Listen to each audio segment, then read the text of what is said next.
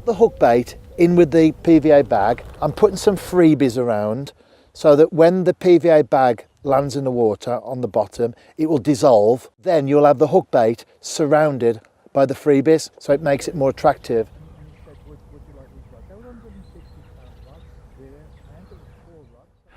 I'm fishing for carp today, and as you can see, it's quite a modern setup, and these are called bite alarms. And in my pocket I've got a little receiver so that when the fish picks up the bait, the line goes and you hear that noise and you know that you've got a carp on the end. Now, a lot of anglers consider this to be a lazy type of fishing, but for me, I think there's a lot of skill involved in this. And the great thing about fishing is that it presents to us as anglers lots of variety. My first fish was caught in the 1960s when I was just a young boy, and it was a tiny little gudgeon. Of course, today I'm after bigger fish. This is an all or nothing approach, but that first fish I will never forget because it's what started me off on this path that I'm still walking today in my 50s.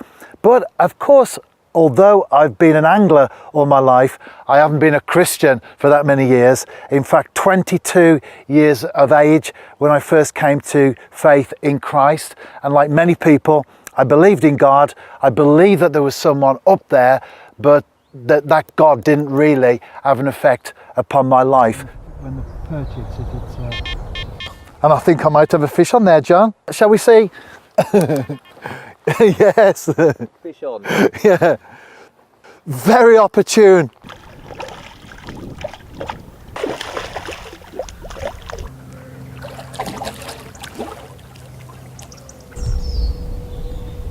It's great. I'm a happy camper. I wasn't actually looking for faith, but I think, as we often say, Jesus found me.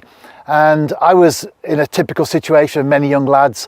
I used to enjoy going out for a drink on a Friday and Saturday, getting involved in a little bit of a punch-up sometimes, certainly at the football grounds and all that sort of thing. And I came to a point in my life where I realised that I was on a path that was quite destructive.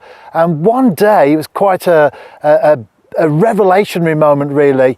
The penny dropped. I'd always believed in God, and I always believed that there was a Christ who died on the cross, but it was never personal for me. And what happened in that moment is that Jesus became very personal, and I knew that when he died on that cross 2,000 years ago, that he died for me. And the only way I can describe it is that the gloom lifted, the darkness lifted, and I had this insight into what the Christian faith is all about. 22 years of age, I'd lived on the one side of the fence, I've lived on this side, and for me, there is no comparison. And if anyone is watching this video, maybe you're an angler, and so that's what got you interested in taking a look at this particular clip, but you've never really considered God, or you believe there's someone up there, but you've never gone beyond that. I want to say that exploring faith, giving yourself to Christ, coming into that relationship with God will be the best thing that you can ever do. For me, I've got lots of stuff in my life that I enjoy. My fishing, certainly. 2014, I fished every single day of the year. It was on my bucket list. In fact, it was the one thing on my bucket list. And during the year, including Christmas Day, I managed to get out and do some fishing every single part of that year, every single day of that year. But fishing, football, family, all those things, they're all important.